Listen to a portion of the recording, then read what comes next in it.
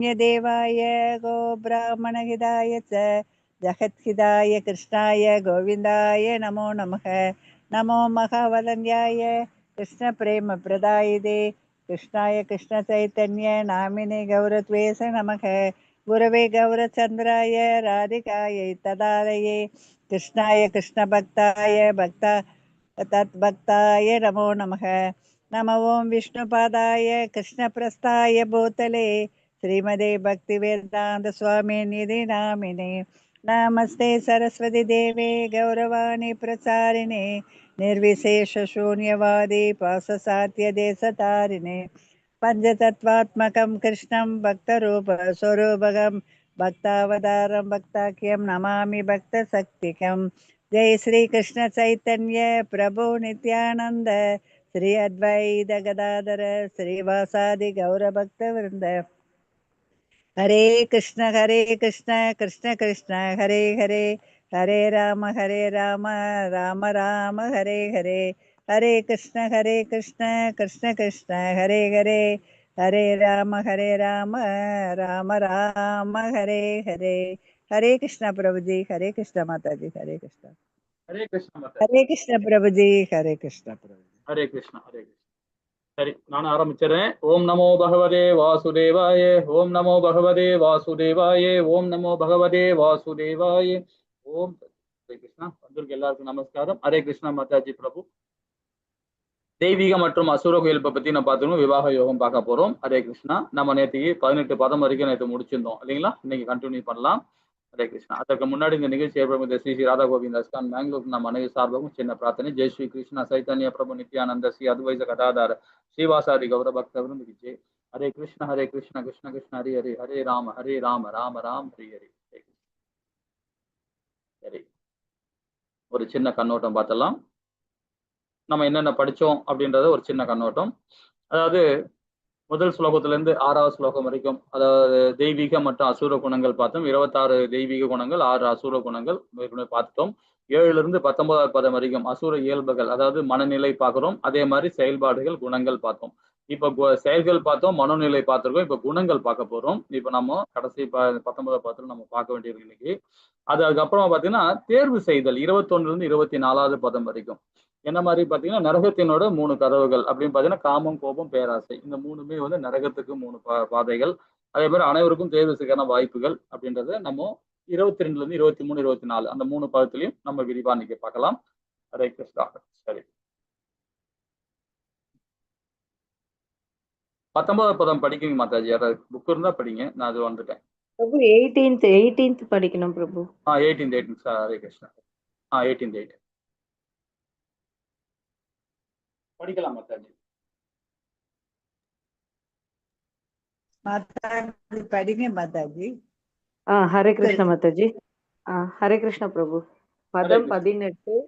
அகங்காரம் பலம் தர்பம் காமம் குரோதம் சம்ஸ்ரிதா மாம் ஆத்ம பரதேஹேஷு பிரத்விஷந்தோப்யசூயகா. ஹரே கிருஷ்ண பிரபு. ஹரே கிருஷ்ண மாதாஜி. ஹரே கிருஷ்ண மாதாஜி. இந்த பதம் என்ன சொல்றது பாருங்க. அகங்காரம், பலம், தற்பெருமை, காமம் மற்றும் கோபத்தின் மயங்கு உள்ள அசுரர்கள் தங்களை சொந்த உடலிலும் பிறருடையிலும் வீட்டுள்ள பரமபுருஷ பகவானிடம் பொறாமை கொண்டு உண்மை மதத்தினை நிச்சயித்தனர். அதாவது மதத்தினை நிச்சயித்தனர்.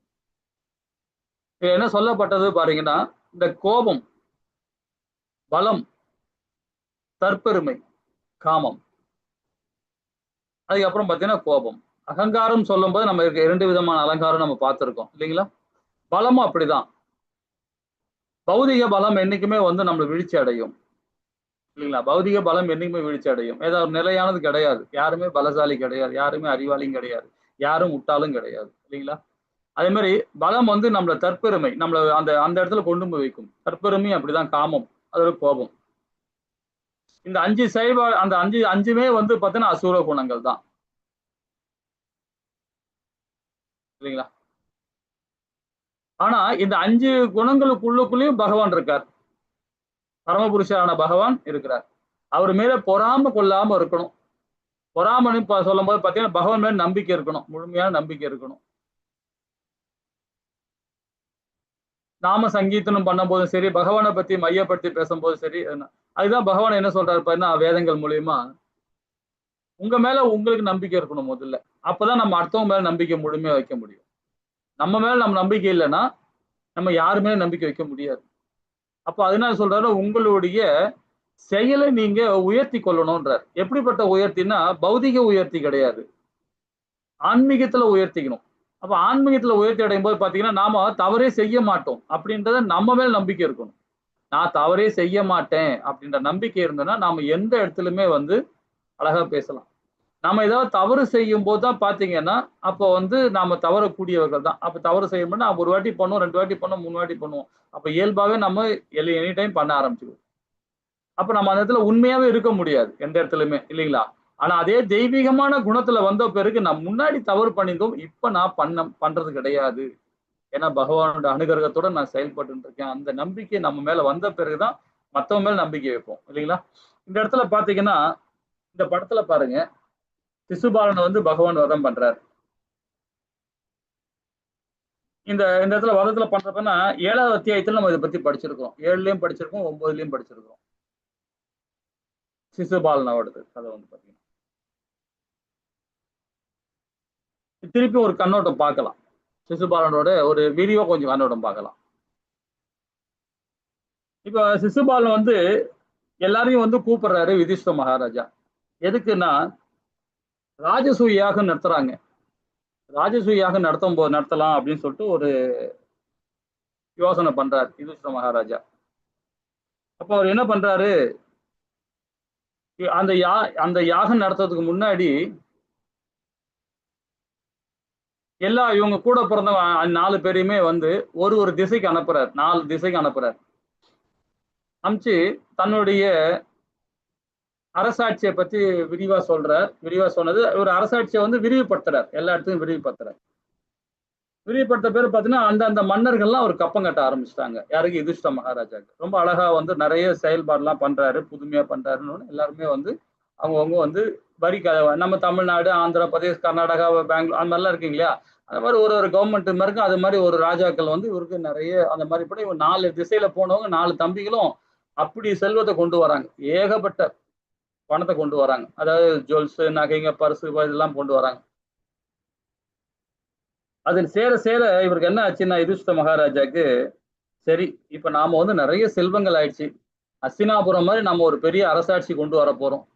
சோ அதுக்கு முன்னோட்டமா நம்ம என்ன பண்ணலாம், ராஜசூய யாகம் நடத்தலாம் அப்படின்னு சொல்லிட்டு ஒரு அபிப்பிராயப்படுறாப்புல. அப்ப அதுக்கும் என்ன பண்றாப்புல, பணம் திரட்டுறாப்புல. ராஜசூய யாகம் நடத்துறதுக்கும் பணம் திரட்டுறாப்புல. அப்ப திரட்டும் போது இந்த இடத்துல வந்து அஸ்தினாபுரம் கூட அவருக்கு வந்து பணம் கொடுக்குறாங்க. பொருட்கள்லாம் நிறைய பணம் எல்லாம் கொடுக்குறாங்க. அதே மாதிரி பகவான் வந்து பாத்தீங்கன்னா கிருஷ்ண பரமாத்மாவும் யாதவத்துல, அதாவது தோரகால இருந்து ஒரு ரதம் ஃபுல்லா கொண்டு வர்றார். அவ்வளோ பொற்காசுகள், அப்புறம் அன்பளிப்பு இதெல்லாம் கொண்டு வந்து கொடுக்குறாரு. அப்போ ஒரு நாள் குறிச்சாச்சு. அந்த நாள்ல வந்து அந்த யாகம் நடத்த போறாங்க, ராஜசூய யாகம் நடத்த போறாங்க. அப்ப எல்லாரும் வந்தாச்சு. அப்ப வந்திருக்கும் போது பகவான் கிருஷ்ணரும் வந்துட்டார், இங்கதான் இருக்கிறார். அவர் அப்போ வந்து அவரை வந்து வரவேற்பு கொடுக்குறாங்க. அப்போ வந்து யுதிஷ்ட மகாராஜா கேட்கிறார் பகவான் கிட்ட, உன்னுடைய ஆசீர்வாதம் இல்லைன்னா அங்கெல்லாம் கிடையாது, உங்களுடைய ஆசீர்வாதத்தோட தான் நாங்க எல்லாமே இருக்கிறோம். பஞ்சபாண்டவர் எல்லாமே பாத்தீங்கன்னா உங்களுடைய ஆசீர்வாதம் தான். இன்னைக்கு இந்த இந்த இடம் கிடைச்சதே வந்து உங்களோட தயவால தான். அதே மாதிரி இந்த ராஜசூயாக நடத்துறதுக்கும் உங்களுடைய தயவுனால தான் இங்க நடக்குது அப்படின்றத ரொம்ப பெருமையா பேசி அவரை வந்து அந்த பர்மிஷன் வாங்குறாரு.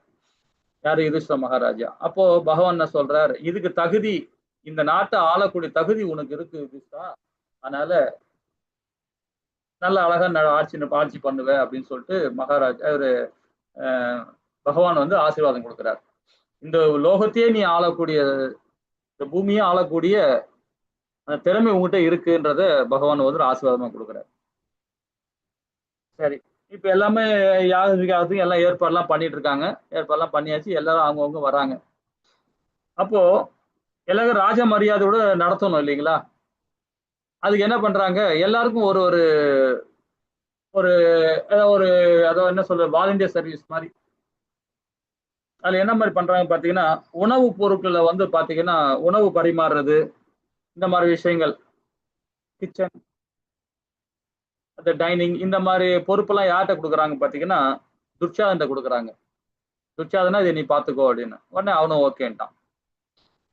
அப்புறம் பிராமணர்கள்லாம் கவனிக்க வந்து பாத்தீங்கன்னா அசோத்தாமனு கொடுக்குறாங்க. அசோத்தாமனும் சரி ஓகே அவர் அதை ஏத்துக்கிட்டார். குறைகளை வந்து பாத்தீங்கன்னா நிறைவு செய்யறத வந்து யார்கிட்ட கொடுக்குறாங்கன்னா பீஷ்மர்கிட்ட கொடுக்குறாங்க. அவர் பீஷ்மருக்கு அந்த அந்த ஒர்க்கை கொடுத்துட்டாங்க, அந்த சேவா கொடுத்துட்டாங்க. துரோணருக்கு வந்து பாத்தீங்கன்னா விலை மதிப்பற்ற ஆபரணங்களை பொறுப்பையும், பிராமணர்களுக்கு தானம் வழங்கும் பொறுப்பையும் கிருபர் கொடுத்துறாங்க, கிருபாச்சாரியாருக்கு. பொக்கிஷங்கள் பொறுப்பை வந்து பாத்தீங்கன்னா விதுரர் கொடுத்துக்கிறாங்க, விதுரருக்கு. பரசு பொருட்களை பெறும் பொறுப்பை வந்து துரியோதனு கொடுத்துக்கிறாங்க, அந்த பொருட்கள்லாம் வாங்குறது. ஆனா பகவான் என்ன பண்றாரு பாத்தீங்கன்னா, பாத சேவனம் பண்றத வந்து பாத்தீங்கன்னா பகவான் அந்த பொறுப்பை ஏத்துக்கிறார். பிராமணர்களுக்கு பாத சேவனம் பண்றது தானே ஏத்துக்கிறார். இது வந்து யுதிஷ்டிர மகாராஜா எல்லாரும் கொடுத்தாரு. ஆனா இது அந்த பொறுப்பை மட்டும் பகவான் கேட்டு வாங்கிக்கிறார், பாத சேவனம் பண்றது பிராமணர்களுக்கு. இப்ப எல்லாருமே சிறப்பா எல்லாமே அந்தந்த இதை காரியம் பண்ணுங்க. எல்லா நாட்டு ராஜாக்கள்லாம் வராங்க. அதனால நம்ம நல்ல சிறப்பா நடத்தணும். விருந்தினர்லாம் வர ஆரம்பிச்சிட்டாங்க. அப்போ எல்லாமே ராஜசூயாக நல்லா கரெக்டா முடிஞ்சிடுச்சு. முடிகிற லாஸ்ட் நாள், கடைசி நாள்ல வந்து பாத்தீங்கன்னா இதில் முதல் மரியாதை பண்ணணும். இந்த முடிச்சதுனால இது கொடுக்கணும். அதுக்கு என்ன சொல்லுவாங்கன்னா சமஸ்கிருதத்துல வந்து ஆர்கியம் சொல்லுவாங்க. அவிர்வாகம் கொடுக்கிறது பிரபுஜி, அவிர்வாகம் சொல்லுவாங்க.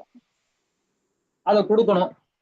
அது யாருக்கு கொடுக்கலாம்னு சொல்லிட்டு கன்சல்ட் பண்ணும்போது பாத்தீங்கன்னா எல்லாரும் ஒரு ஒரு இது காரணம் சொல்றாங்க. அது யாருக்கு முதல்ல கிடைக்கணும்னு யுதிஷ்டிர மகாராஜா கேட்கிறார்.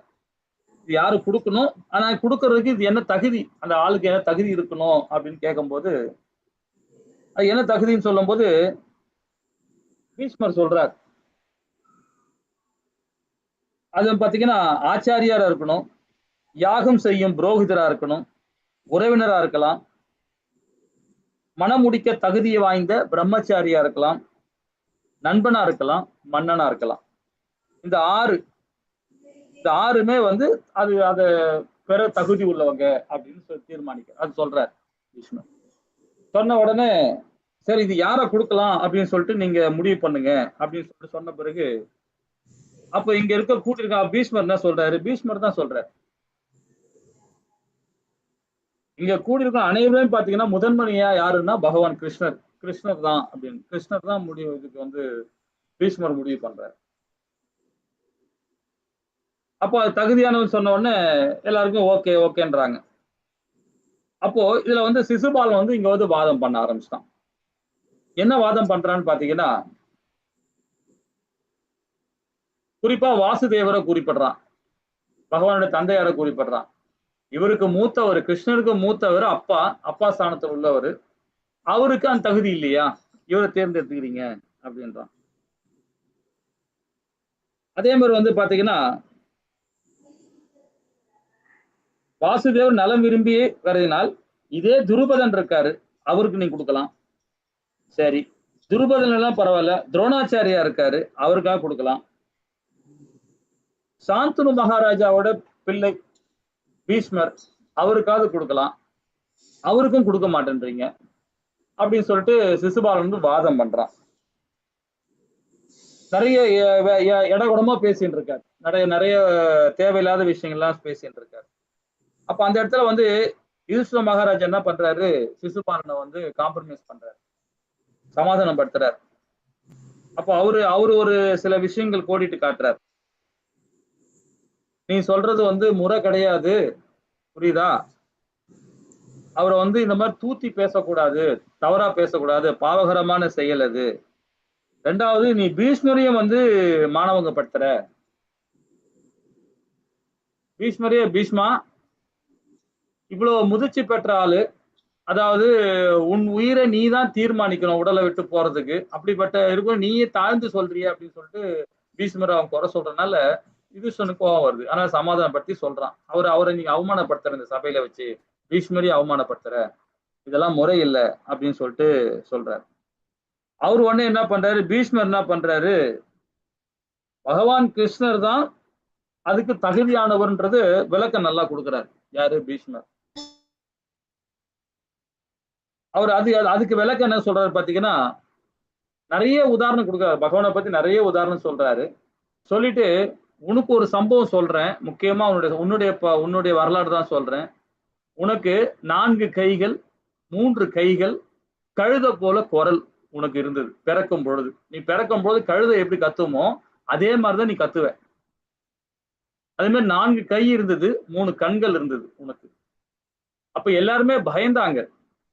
ஏன்னா ஆதியும் சிவனும் ஒன்னா வந்திருக்காங்க அப்படின்னு அவதாரம் கொடுத்திருக்கான்னு உன்னை எல்லாமே சொன்னாங்க. அதே மாதிரி பகவானும் 4 கை சொரூபத்தில் தான் பகவான் காட்சி கொடுத்தார். ஆனா உனக்கு 3 கண்கள் இருக்குன்னா சிவனும் ஆதியும் ஒன்னா வந்தாங்க அப்படின்னு தான் எல்லாமே சொல்லிட்டு இருந்தாங்க. ஆனா உனக்கு தெரியாத ஒரு ரகசியத்தை நான் சொல்றேன், பாத்துக்கோ. என்ன ரகசியம் தெரியுமா அப்படின்னு சிசுபாலன் சொல்றார் பீஷ்மர். யார் இந்த குழந்தைய தன்னுடைய மடியில வைக்கிறாங்களோ, மடியில வைக்கும் போது இந்த 3 கண்கள்ல இருந்து ஒரு கண்ணு போயிடும், இந்த 4 கையும் 2 கை போயிடும், அந்த குரலும் மாறிடும், அழகான பையனாயிடுவான் அப்படின்னு சொல்லியிருக்கிறாங்க.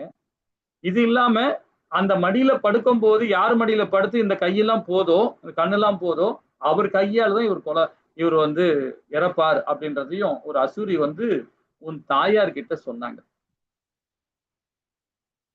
அப்போ ஒரு நாள் இவர் கிருஷ்ண பரமாத்மா உன் வீட்டுக்கு வந்திருக்கும் போது, அப்போ பரமாத்மாவுடைய மடியில கிருஷ்ணர் மடியில உன்னை படுக்க வச்சாங்க. படுக்க வச்சவொன்னு உன் கையெல்லாம் 2 கை, இப்ப நான் நார்மலா மனுஷ மாதிரி ஆயிட்டேன், உன் குரலும் கிளியர் ஆயிடுச்சு. அப்போ அவர் கையால இறக்க போறது உங்க தாய்க்கு தெரிஞ்சு போச்சு. தெரிஞ்ச உடனே உன்னுடைய தந்தையார்கிட்ட வாசுதேவர்கிட்ட சொல்லி அப்புறம் பகவான் கிட்ட முறையிட்டாங்க, இது மாதிரி என் பையனை வதம் பண்ணக்கூடாது அப்படின்னு. பகவான் ஆதி அந்தமா இருக்கிறதுனால அவரு ஒரு நிபந்தனை கொடுத்தார். என்னன்னா, நான் 100 முறை டெய்லி திட்டலாம், தூத்தலாம், என்ன உடனே செய்யலாம். ஆனா 100 மேல தாண்டிட்டாருன்னா நான் ஒன்றும் பண்ண முடியாது, என்னுடைய சக்கரம் அவனை அடிச்சிரும் அப்படின்றது, நான் வதம் பண்ணிடுவேன் அப்படின்றாரு. சரி, அதுக்கு நான் சிசுபாலனன் பிறவி அதை கொஞ்சம் ஹைட் நல்லா வளர்ந்த பிறகு நான் அவனுக்கு புத்திமதி சொல்லி நான் கண்ட்ரோல் பண்றேன் அப்படின்னு சொல்லிடுறாரு அந்த தாய் சொல்றாங்க. ஏன்னா வாசுதேவரோட தங்கை தானே இவங்க சிசுபாலனோட தாயார். சரி அப்படின்னு சொல்லி ஒத்துக்கிறாங்க. இத தான் பீஷ்மர் சொல்றாரு. அப்ப கூட சிசுபாலன் அது காம்ப்ரமைஸ் ஆக மாட்டேன்றான். அப்ப கூட அவன் சொல்றான், ஏன்னா அவன் வாங்கினோம் அந்த வரம், அப்படி அந்த மாதிரி வரம். பகவானை திட்டணும், பகவான் கையால இறக்கணும் அவன், அதுதான் அவனுடைய சாபம். அப்புறம் சகாதேவன் என்ன பண்றான், பீஷ்மர் சொன்னோடனே பீஷ்மரையே கீழ்த்தரமா பேச ஆரம்பிச்சான், அவமானப்படுத்துறான் சபையில. இப்ப சகாதேவன் என்ன பண்றான், உடனே கோவப்படுறான். ஏன்னா அந்த சபையில் நடத்துற முக்கியமான இடம் பண்ணா சகாதேவன் தான் இருக்கு. அப்ப சகாதேவன் எழுந்து நின்று சத்தம் போடுறான், உன்னை வதம் பண்ணிடுவேன், ஜாக்கிரதையாயிரு அப்படின்னு சொல்லி, நான் உன்னை கொண்டு போட்டுருவேன் அப்படின்னு சொல்லிட்டு இது பண்றாரு, முழங்குறார். உடனே நாரத முனியும் எழுந்து சொல்றார். அவர் என்ன சொல்றாரு பாத்தீங்கன்னா, கிருஷ்ணரை வழிபடக்கூடிய தகுதி உள்ளவர் அவர். அதே மாதிரி கிருஷ்ணரை வழிபடாதவர் சுவாசி கொண்டிருக்கும் பெரும் பிணமே அப்படின்றார். யாரு? நாரத முனி. கிருஷ்ணரை யாரெல்லாம் தூற்றுறாங்களோ, கிருஷ்ணரை எல்லாம் நாத்திகன் சொல்றாங்களோ, கிருஷ்ணரை எல்லாம் பூஜிக்கலையோ, அவங்க எல்லாமே பிணம் அப்படின்றார். உயிரோட இருந்தா கூட அவங்க பிணம் தான் அப்படின்றார் வேற நாரதமுனி. அவர் அந்த பாயிண்ட் ஆஃப்ல சொல்றாரு. அவன் சகாதேவனை கண்ட்ரோல் பண்றாரு. சகாதேவா, நீ சைலண்ட் ஆயிரு, அவன் உன் கையால இறக்கக்கூடியவன் கிடையாது, நீ சைலண்ட் ஆயிரு அப்படின்னு நாரத முனி சகாதேவனை சொல்றாரு. அப்புறம் சிசுபாலனுக்கு மற்றவர்களும் எதிர்ப்பு தெரிவிக்கிறாங்க எல்லாரும் சேர்ந்து. இப்ப சிசுபாலன் சொன்ன உடனே இவங்களுக்கு பாண்டவருக்கு அகென்ஸ்ட் ஆகும். இப்ப துரியோதன பாண்டவர்கள் ஆல்ரெடி அகென்ஸ்டா தான் இருக்கிறான். ஆனா இந்த இடத்துல மரியாதை கொடுக்கணும்னு சொன்னா வந்திருக்காங்க. ஸோ இவங்க எல்லாமே அகெயின்ஸ்ட் ஆயிடுறாங்க. இது காரணம் என்ன? சிசுபாலன் தூத்தி விடுறான். கர்ணன் இருக்கிறான், துரியோதன மாமன்னன் துரியோதனன் இருக்கான் அப்படின்னா இவங்க சைட்ல எல்லாம் புகழ்ந்து வேற பேசினான்னா இவங்க டெம்பர் ஆயிட்டாங்க. உடனே எல்லாம் சிசுபாலனுக்கு சப்போர்ட் பண்றாங்க எல்லா மன்னர்களும், இவங்க சைடு உள்ள மன்னர்கள்லாம். அப்ப திரும்ப என்ன சொல்றாரு, யுதிஷ்டிர மகாராஜாவும் கவலை அடைகிறார். அப்போ பீஷ்மர் வந்து தைரியம் கொடுக்கிறார். நீ அதை பத்தி எல்லாம் கவலைப்படாத யுதிஷ்டா, நாய் சிங்கத்தை கொல்ல இயலாது. உரைக்கின்ற நாய்கள் போன்ற இந்த மன்னர்களிடம் இருந்து உறங்கும் சிங்கம் போல நடிக்கும் கிருஷ்ணர் உங்களை காப்பார் அப்படின்னு பீஷ்மர் சொல்றார். பகவான் கொடுப்பார், கிருஷ்ணர் காப்பாவர், நீ கவலைப்படாத. நாய்கள் பார்த்து மரத்தை பார்த்து மலையை பார்த்து குலைக்கிற மாதிரி குலைச்சுன்னு தான் கிடக்கும், அதுக்கெல்லாம் நீங்க அஞ்சாத, நீ பார்த்து உங்க வேலையை பாரு அப்படின்றார். அப்போ பகவான் என்ன பண்றாரு, சில அற்புத செயல்லாம் வந்து செயல்களை சிசுபாலனுக்கு சொல்றார். சிசுபாலன் ஏத்துக்க மாட்டேன்றான். அப்போ பகவான் என்ன சொல்றாரு பாத்தீங்கன்னா, சிசுபாலன் இடைய குலம் அப்படி இப்படின்னு சொல்லிட்டு அவரு ஒரு மாதிரியே பேசுறான், அடாமடான்னு பேசுறான். இது பேசிட்டு இருக்கும்போது உடனே பீமனுக்கு கோபம் வருது. பீமன் ஒரு பக்கம், அவன் என்ன பண்றான், ரொம்ப டெம்பர் ஆயிட்டு அவன் வந்து ரொம்ப சிசுபாலனை கொல்லவே ஆரம்பிச்சிட்டான். கதாயத்தை எடுத்து அடிக்க போய் ரொம்ப இது பண்ணிட்டு இருக்கிறான். நீ ரொம்ப மோசமா பேசிட்டு இருக்க, இதெல்லாம் சரி வராது, நீ உன்னோட தகுதி கிடையாது, இதை உன்னுடைய தகுதி இது கிடையாது அப்படின்னு சொல்லிட்டு அவனை சொல்றான். அதுக்கப்புறம் பீஷ்மர் என்ன பண்றாரு, அவனை கண்ட்ரோல் பண்றாரு. சிசுபாலனையும் கண்ட்ரோல் பண்றாரு, இப்ப பீஷ்மரையும் கண்ட்ரோல், பீமனையும் கண்ட்ரோல் பண்றாரு. மறுபடியும் வந்து பாத்தீங்கன்னா பீஷ்மருக்கும் சிசுபாலனுக்கும் திருப்பி வாதம் நடக்குது. பீஷ்மா, நீ எவ்வளவு தைரியம் இருந்தாலும் அசோத்தாமன், கர்ணன், துரியோதனு, ஜெயபிரதன் போன்ற மாவீரர்கள் முன்னால் இடையகுல பையனாக பிரபஞ்ச தலைவன் எவ்வாறு நீ புகழ்வாய் அப்படின்னு திருப்பியும் வந்து மட்டம் தட்டுறான். மூணாவரி சிசுபாலன் என்ன பண்றான், பீஷ்மரை திருப்பி மட்டம் தட்டுறான். அப்போ பகவான் வந்து இதுக்கு மேல பொறுக்க முடியல. அவர் என்ன பண்றாரு, அது சிசுபாலா சற்று நிறுத்து, உனக்கு நிறைய வாய்ப்பு நான் கொடுத்துட்டேன், என்ன தூத்துற, சரி ஓகே.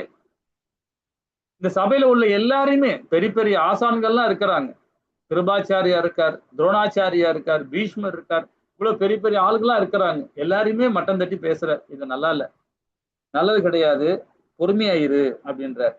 ஆனா சிசுபாலன் பாட்டுன்னு என்னென்னமோ பேசிக்கிட்டே இருக்கான், முறை தவறி பேசிக்கிட்டே இருக்கான். அப்போ அவருக்கு கோபம் வந்துடுது. உடனே கையில இருந்து சக்கராதி நேரம் வந்து அவனை வதம் பண்ணிடுது. அப்போ வதம் பண்ணப்போ கூட பகவான் என்ன சொல்றாருன்னா, சிசுபாலனுடைய ஆத்மா சாந்தி அடையட்டும் சொல்லிட்டு அவனை வந்து வாழ்த்துறாரு. அவனை தலை துண்டா போன பிறகு கூட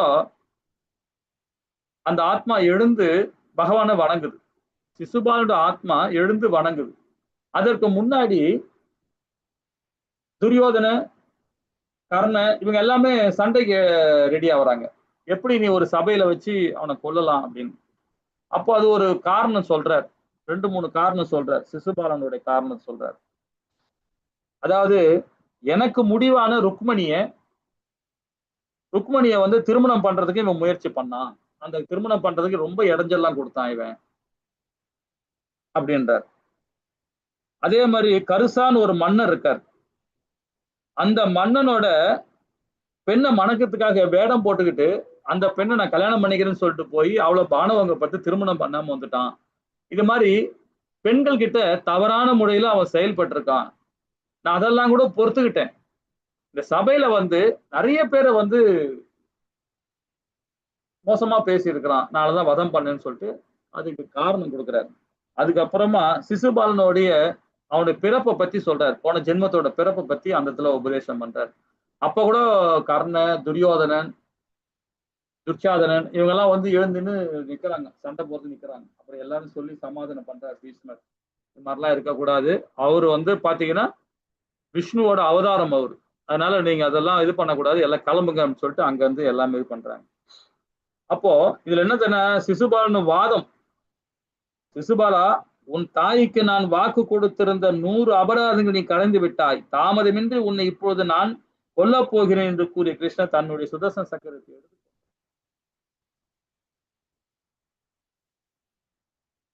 எதுக்கு சொல்ல வர்றதுன்னு பாத்தீங்கன்னா, சிசுபாலனுடைய கதை வந்து பாத்தீங்கன்னா பகவானுக்கிட்ட அது வந்து சனத்குமார்கிட்ட இவன் வந்து சாபம் வாங்கியிருக்காரு, பகவான் கையால கொல்லப்படணும், பகவானை தூத்தணும், சமுதாயத்துல நீ அசுரனா நடந்துக்கணும், அதுதான் அவனுடைய சாபமே.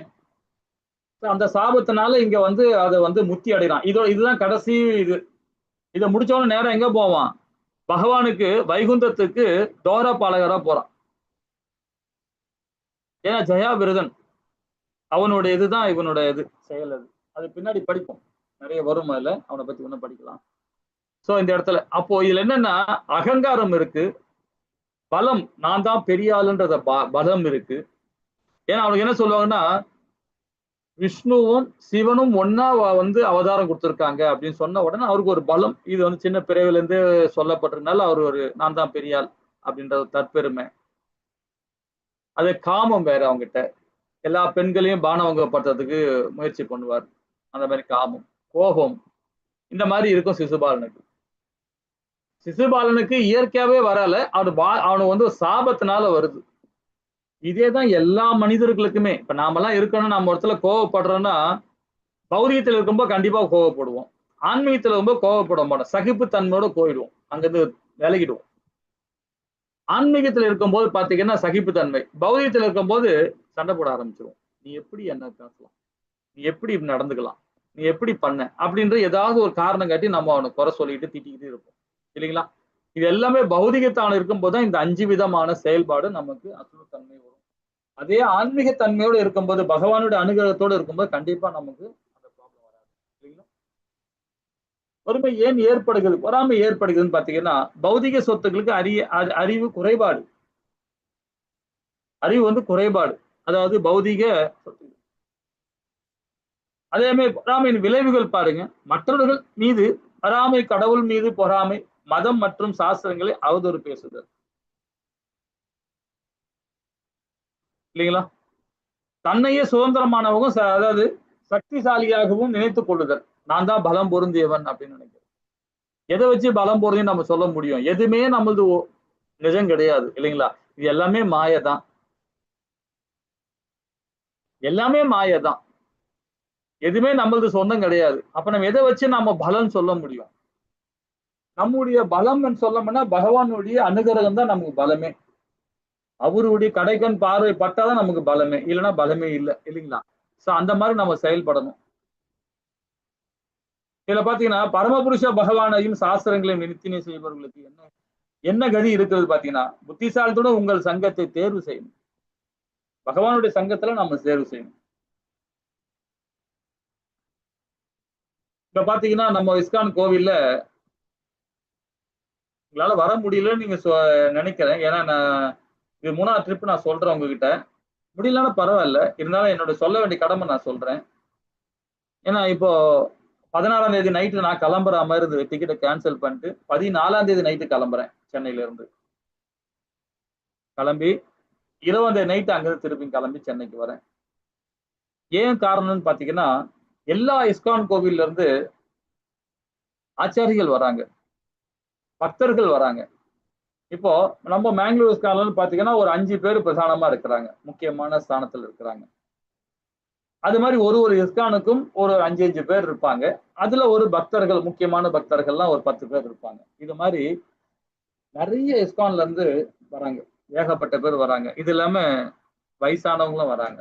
கோவில்ல சேவா பண்ணணும், கோவில் எப்படி கட்டியிருக்கிறாங்க, இந்த மேங்களூர் இஸ்கான் எப்படி இருக்கு, இதெல்லாம் பார்க்கறதுக்கு வராங்க. கிட்டத்தட்ட பாத்தீங்கன்னா 200 பேர் மேல வராங்க, 250-200 பேர் மேல வராங்க. லாட்ஜ் எல்லாம் போட்டாச்சு.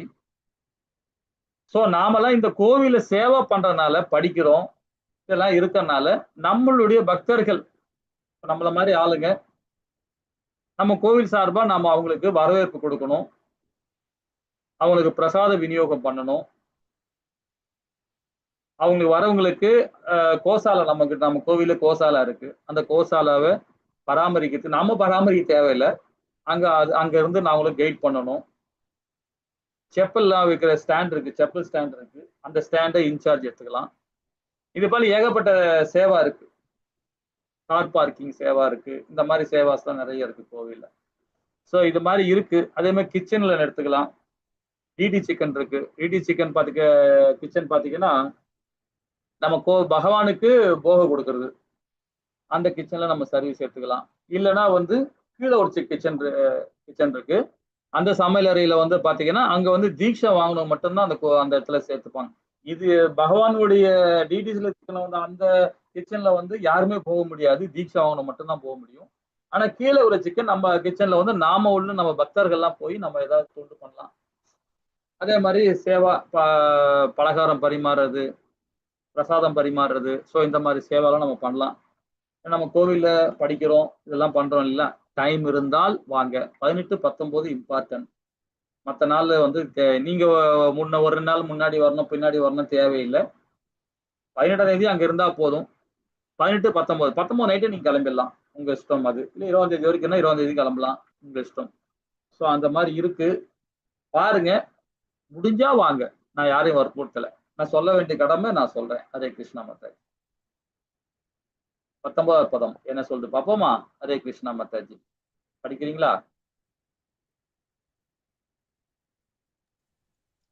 ஹரே கிருஷ்ண பிரபு. பதம் 19. தானஹம் த்விஷத க்ரூரான் சம்சாரேஷு நராதமான் ஷிபாமி அஜஸ்ரம் அசுபான் ஆசுரீஷ்வேவ யோனிஷு. ஹரே கிருஷ்ண பிரபு. ஹரே கிருஷ்ணா. பொறாமையுடன் கருணையின்றி இருக்கும் இத்தகு கடைநிலை மனிதர்கள் ஜடவாழ்வு என்னும் கடலில் பல்வேறு அசுர இனங்களுக்குள் நான் நிரந்தரமாக தள்ளுகிறேன் சொல்லிட்டார் பகவான். சோ இந்த மாதிரி பொறாமை, கருணை இது இல்லாதவங்களுக்கு பாத்தீங்கன்னா கடல்நிலை மனிதர்களோட மோசமான செயல் அது இல்லைங்களா?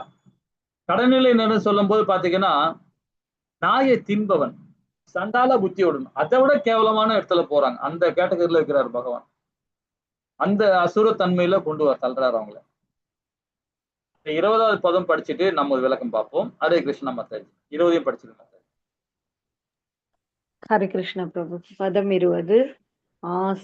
ஆசீரம் யோனிம் ஆபன்னா மூடா ஜன்மனி ஜன்மனி மாம் அப்ராப்யைவ கௌந்தேய ததோ யாந்தி அதமாம் கதிம். ஹரே கிருஷ்ண பிரபு. ஹரே கிருஷ்ணா மாதாஜி. என்ன சொல்றாரு பாருங்க, குந்தியின் மகனே, அசுத்தனமான வாழ்வினங்களை மீண்டும் மீண்டும் பிறவி எடுக்கும் இத்தகையவர்கள் என்றுமே என்னை அடைய முடியாது. படிப்படியாக ஒரு மிகவும் வெறுக்கத்தக்க வாழ்வினை உழுகுகின்றன அப்படின்றார். இப்ப அந்த 2வது அந்த 19வது ஸ்லோகத்தோட அது கண்டினியூட்டி தான் இது. ஏன்னா அசுத்தனமான வாழ்வினங்களை மீண்டும் மீண்டும் பிறவெடுப்பாங்க. ஏன்னா மனித உடல் கிடைக்குதா என்னன்னு தெரியாது, அனிமல் கிடைக்குமா தெரியாது. ஆனா பாத்தீங்கன்னா அந்த இயல்பு அப்படிதான் வந்துடும். இப்ப பாத்தீங்கன்னா அனிமல் எடுத்துங்களேன். அனிமல்ல ஒரு சில டாகுகள்லாம் வந்து நல்ல இடத்துல வளரும், சுகாதாரமா இருக்கும். ஒரு சில டாகுங்க ஸ்ட்ரீட் டாக் மாதிரி, ஸ்ட்ரீட் டாக்லயும் இன்னும் சுகாதாரமா இருக்கு. ஸ்ட்ரீட் டாக்ல ஒரு வெறி பிடிச்ச மாதிரி இருக்கும், சிலது வந்து ப்ராப்ளம் கடிக்கிற மாதிரி இருக்கும். இதெல்லாம் என்னன்னு பாத்தீங்கன்னா டாகுக்குள்ளேயே வந்து அந்த இது இருக்கு, கர்மா இருக்கு. எல்லாத்துலயுமே இருக்கு, எல்லாத்துலயுமே இருக்கு. ஒரு இடத்துல ஆடு வளர்க்குறாங்க, சில பேர் ஆடு இறந்தா கூட வெட்ட மாட்டாங்க, அது இறைச்சிக்கு போட மாட்டாங்க, புதைக்கிறவங்க இருக்கிறாங்க. பசுமாடு அப்படிதான். பசுமாடு வளர்க்குறவங்க பாத்தீங்கன்னா இந்த கோமாதா கோவில வளர்க்குறவங்க கண்டிப்பா அதை வந்து வெளியே கொடுக்க மாட்டாங்க. நம்ம கோவிலேயே வந்து பின்னாடி இடத்துல எங்க ஒரு இடத்துல அதை சமாதி பண்ணிடுவாங்க. சோ அந்த மாதிரி பண்ணுவாங்க இல்லைங்களா? விலங்குக்குள்ளேயும் வந்து பாத்தீங்கன்னா கர்மா இருக்கு. மரங்கள்லயும் பாத்தீங்கன்னா போற்றக்கூடிய மரங்கள் இருக்கு, அழியக்கூடிய மரங்கள் இருக்கு, அழியக்கூடிய செடிகள் இருக்கு, போற்றக்கூடிய செடிகளும் இருக்கு. அதுக்கும் கர்மா இருக்கு இல்லைங்களா? அப்போ மனுஷன் மாத்திரம் இல்ல, எல்லா ஜீவராசிகளுக்கும் கர்மா இருக்கு. அந்த மாதிரி வாழ்வினங்களை கொண்டு போய் வச்சிருவார் பகவான். அசுர குணங்களை அது வந்து அந்த வேதம் தான் கொடுக்குது. இந்த செயல் பற்றினா இப்படி கருட புராணம் படிச்சா நமக்கு எல்லாம் தெளிவா தெரியும் இல்லைங்களா? பத்ம புராணம், கருட புராணம் படிச்சு பாருங்க. கருட புராணத்துல எல்லாமே நெகட்டிவா தான் இருக்கும். ஆனா பாத்தீங்கன்னா பாசிட்டிவ் வந்து படிச்சீங்கன்னா பத்ம புராணத்துல இருக்கும். நெகட்டிவ் இருக்கும், பாசிட்டிவும் இருக்கும். எதிர்மறையான செயல் இருக்கும், நமக்கு சாதகமாக நமக்கு நல்வழியில கொண்டு போறதுக்கும் பத்ம புராணத்துல இல்லைங்களா? ஹரே கிருஷ்ணா. அப்போ கிருஷ்ணர் அசுரர்களை எப்படி நடத்துகிறார்? ஜடவாழ்வு என்னும் கடலில் நிரந்தரமாக தள்ளுகிறேன். அவர்களால் பகவானை அணுகக்கூட முடியாது, அணுகவே முடியாது. படிப்படியாக அவர்கள் மிகவும் வெறுக்கத்தக்க வாழ்வினை முழுகுகின்றனர். ஆனா இன்னொன்னு ஒரு விஷயம் சொல்றாரு பாருங்க, பரமபுருஷ பகவான் மிக மிக கருணையானவர். அவருக்கு யார் மீதும் வெறுப்பு கிடையாது. ஒவ்வொரு உயிர்வாழையும் அவரவர் செயல்களுக்கு மனநிலைக்கு ஏற்றவாறு போல்தான் அவர் பல்வேறு உடல்களை வைக்கப்படுகிறார். நாம் கிருஷ்ணரை எதற்கும் குற்றம் சொல்ல முடியாது. இது ரொம்ப இம்பார்ட்டன்ட். ஏன்னா வேதத்தை வந்து கட்டமைக்கிறார், கட்டமைச்சு இதப்படி செயல்படுங்க தான் நம்ம சொல்றார். அதுல ஒளிவு மறைவே கிடையாது, வேதங்கள்ல ஒளிவு மறைவே கிடையாது இல்லைங்களா? சட்டதிட்டங்கள்ல பாத்தீங்கன்னா உன்னிப்பா ஆராய்ச்சிதான் நமக்கு சொல்ல முடியும் எது பௌதிக சட்டம், இன்னைக்கு லா அண்ட் ஆர்டர். அதுல வந்து பாத்தீங்கன்னா நிறைய விஷயங்கள் உள்ள இருக்கும், உள்ளடிகள் நிறைய இருக்கும். ஒரு சட்டம் போடுறாங்க, அந்த சட்டத்துல ஓட்டக்குது, அந்த ஓட்டை தப்பிச்சு வெளியே வந்துடுறான் கைதி, தப்பு பண்றவன் எப்படியோ தப்பிச்சு வந்துடுறான், ஏதாவது சொல்லி ஜாமீன் வாங்கிட்டு வெளியே வந்துட்டு சுத்தி கிடக்குறாங்க. ஆனா பகவானுடைய வேத சட்டங்கள்ல வந்து பாத்தீங்கன்னா அந்த மாதிரி கிடையாது. தப்பு பண்ணா அது அனுபவிச்சுதான் ஆகணும். அனுபவிக்கலைன்னா திரும்ப திரும்ப நம்ம அதே பிரச்சனை தான் மாட்டுவோம். அதை மாட்டாம இருக்கணும்னா பகவான் அனுகிரகம் வேணும். அவருடைய அனுகிரகம் இல்லாம நடக்காது. இல்லைன்னா நம்ம அந்த பிரச்சனை தான் போயிட்டு இருக்கோம் இல்லைங்களா? ஹரே கிருஷ்ணா. இப்ப 21 இருந்து 24 தேர்வு செய்வதற்கான வாய்ப்பு நம்ம கொடுக்கிறார். எதை நாம தேர்வு செய்யணும்? பௌதிகத்தையா ஆன்மீகத்தையா, அசுரனா இல்லைன்னா தெய்வீக குணமா? அதை பத்தி பார்க்கலாம். ஹரே கிருஷ்ணா மாதாஜி. 21வது பதம். ஹரே கிருஷ்ணா பிரபு. பதம் 21. த்ரிவிதம் நரகஸ்யேதம் துவாரம் நாசனம் ஆத்மனா காமக்ரோதஸ்ததா லோபஸ் தஸ்மாத் ஏதத்ரயம் த்யஜேத். ஹரே கிருஷ்ணா பிரபு. ஹரே கிருஷ்ணா மாதாஜி. காமம், கோபம், பேராசை ஆகிய நரகத்தில் கொண்டு செல்லும் 3 கதவுகள் ஆகும். இவை ஆத்மாவை அழிவு பாதை நடத்துவதால் ஒவ்வொரு உயிர் அறிவுள்ள மனிதனும் இவற்றை துறக்க வேண்டும். நம்ம வழியை தேர்ந்தெடுக்கிறதுக்கு நம்ம கிட்ட அந்த பொறுப்பை கொடுத்துட்டாரு பகவான். ஒரு ஸ்லோகமா அதான் சொல்றாரு. சட்ட திட்டங்களை நான் இப்படி கொடுத்துருக்கிறேன், வேலை சட்டங்களும் கொடுத்துருக்கேன், சாஸ்திரப்படி நீங்க செயல்படுங்க, செயல்படனாலும் இந்த வழியில் நீங்க போவீங்க, பிரச்சனை தான் மாட்டிப்பீங்கன்னு தெளிவா கொடுக்குறாரு. இப்ப இதுல என்ன சொல்றாரு? காமம் வந்தாலும் பிரச்சனை தான், கோபம் வந்தாலும் பிரச்சனை தான், பேராசை வந்தாலும் பிரச்சனை தான். இந்த 3மே வந்து பாத்தீங்கன்னா நரகத்துக்கு கொண்டு செல்ல பாதைன்றார். அப்ப 3மே கொடுத்துட்டு 4வது ஒண்ணு கொடுக்குறாரு, ஆன்மீகத்தையும் கொடுக்குறாரு. இதை நீ செயல்பட்டீங்கன்னா கண்டிப்பா உனக்கு முக்தி கிடைக்கும்ன்றாரு இல்லைங்களா? அப்ப நரகத்துக்கான 3 கடவுளையும் சொல்லிடுறாரு. இந்த மாதிரி பிரச்சனை இருக்கு, ஜாக்கிரதையாயிரு, இதுல போகாத, இதுல பா அப்படின்றார். அந்த 3மே வந்து நம்மளை வந்து பாத்தீங்கன்னா பௌதிகத்துல போகும்போது நம்மளை சித்திரவதைப்படுத்தும். ரொம்ப ஈஸியா நம்மளை வந்து கவர் பண்ணுவாங்க அந்த 3மே. சோ அதுல இருந்து நாம வந்து விலகி இருக்கணும். அந்த 3 கயிறு நாம வந்து ரொம்ப பிடிக்க ஆரம்பிச்சுன்னா, பலமா பிடிக்க ஆரம்பிச்சுன்னு வச்சுக்கலாம், அது நம்மள பலமா பற்றிருக்கும். அப்ப நம்ம அது உதறினாலும் போவாது. சோ அந்த மாதிரி அதனால நம்ம வந்து வழியை நாம தேர்ந்தெடுக்கிறது இந்த 3 கதவுகளை நாம ஸ்டாப் பண்ணணும். காமம் என்று சொல்லப்படுறதே வந்து பாத்தீங்கன்னா சமுதாயத்துல 4 தூண்கள் செதறடிக்கிறது, அது ஒண்ணு முக்கியமானது.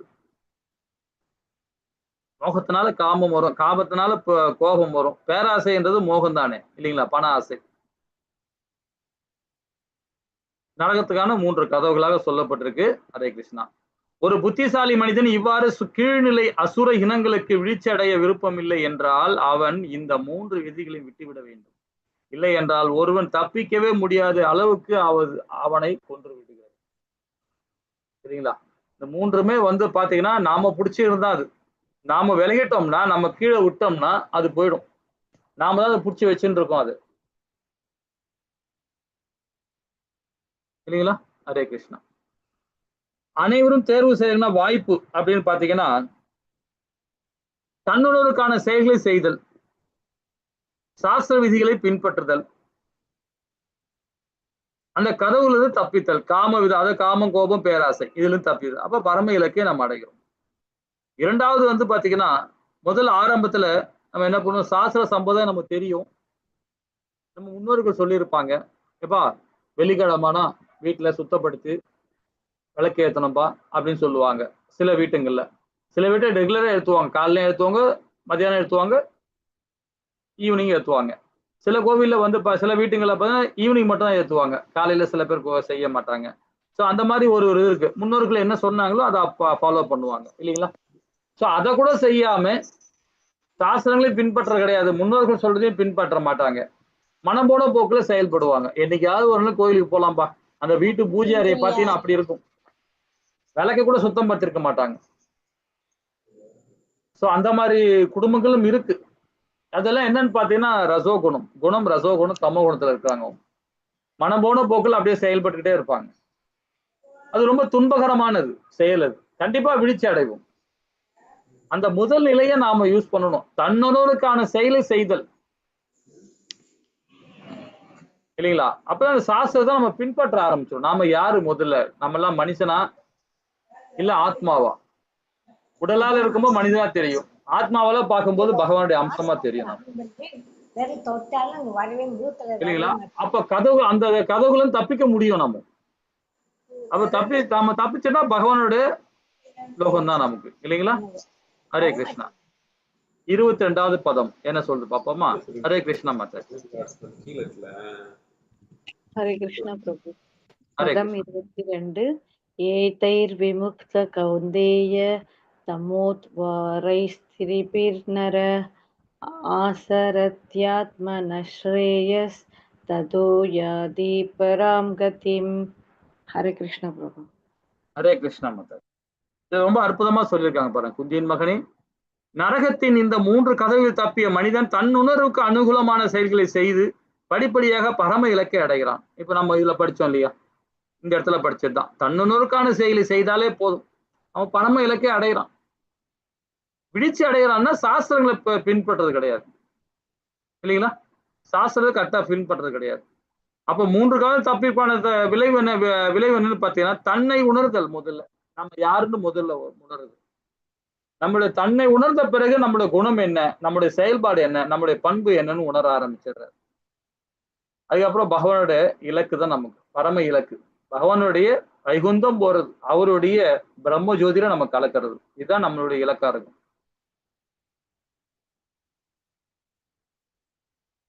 அப்போ வாழ்க்கைக்கான பாடம் அப்படின்னு சொல்லப்பட்ட பாத்தீங்கன்னா,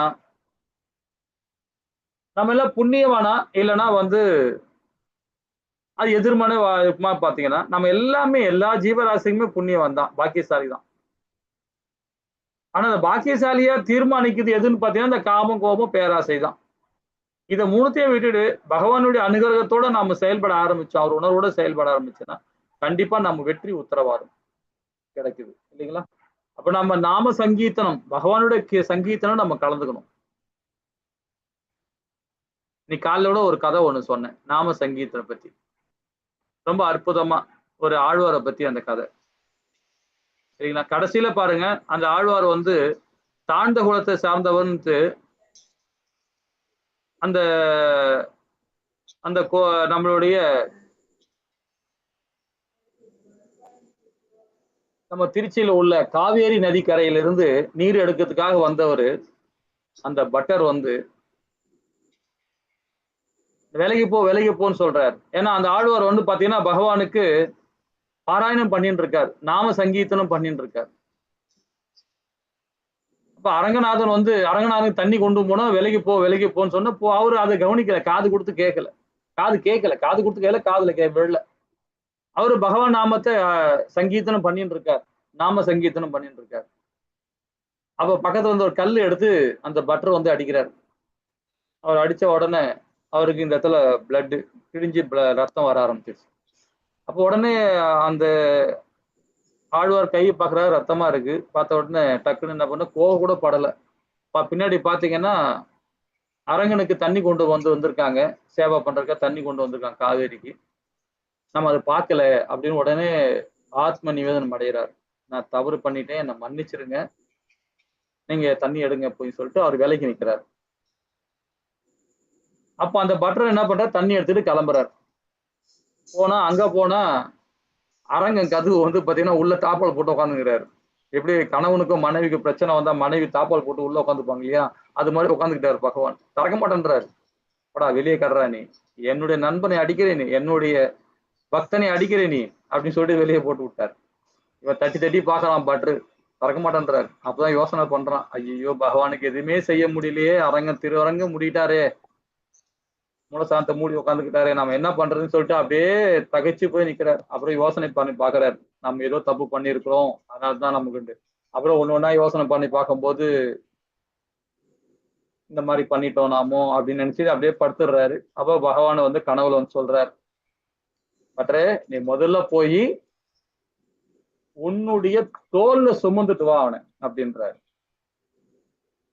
தோல்ல போய் சுமந்துட்டு வா அப்படின்னு. அதுக்கப்புறம் அவரை போய் தேடிக்கிடி கண்டுபிடிச்சு அதுக்கப்புறம் கொண்டு வரார். அந்த இடத்துல 10 பாடல் பண்ணியிருப்பார் ஆழ்வார். ரொம்ப அற்புதமா இருக்கும், ரொம்ப அற்புதமா இருக்கும். சோ அந்த மாதிரி பகவான் நாம சங்கீர்த்தனம் பண்ணாவே பகவான் என்னைக்குமே நம்ம கைவிட மாட்டார், என்னைக்குமே கைவிட மாட்டார். அதுக்கு அரங்கம் தான் சாட்சி, சரிங்களா? சோ அது மாதிரி பகவான் நாமத்தை சொல்லிட்டே இருக்கணும், சொல்லிக்கிட்டே இருந்தா போதும். ஹரே கிருஷ்ணா கிருஷ்ணா கிருஷ்ணா ஹரே ஹரே, ஹரே ராம ராம ராம ஹரி ஹரி. பகவான் நாமத்தை சொல்லிட்டே இருந்தா. சரி, 23 என்ன சொல்லுதுன்னு பாப்போமா? ஹரே கிருஷ்ணா. हरे कृष्ण प्रभु।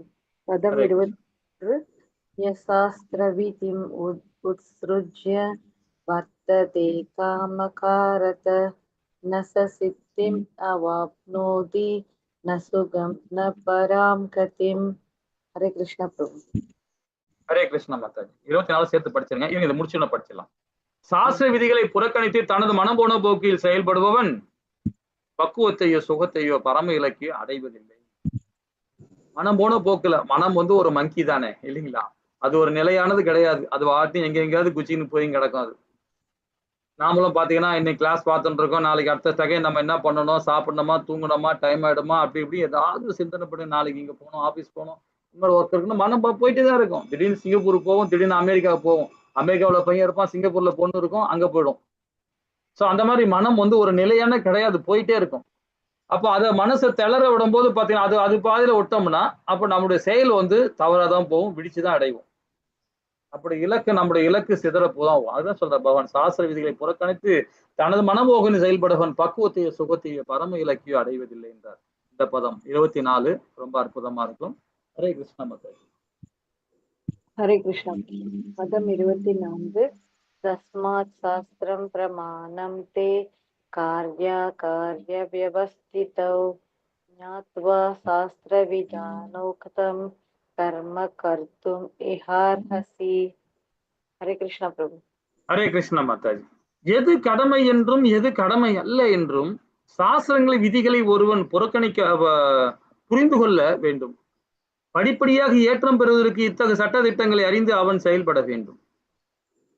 எது கடமை எது கடமை அல்ல என்று சாஸ்திர விதிகளை ஒருவன் புரிந்து கொள்ள வேண்டும். அந்த புரிஞ்சுக்கணும்னா எப்படி புரிஞ்சுக்க முடியும்? நமக்கு ஒரு குரு இருக்கணும், நம்மளுக்கு பெற்றோர் இருக்கணும், நமக்கு மேல ஒரு அதிகாரி இருக்கணும். அவங்க மூலியமா தான் நமக்கு இந்த ஞானத்தை கொடுக்க முடியும், இல்லைங்களா?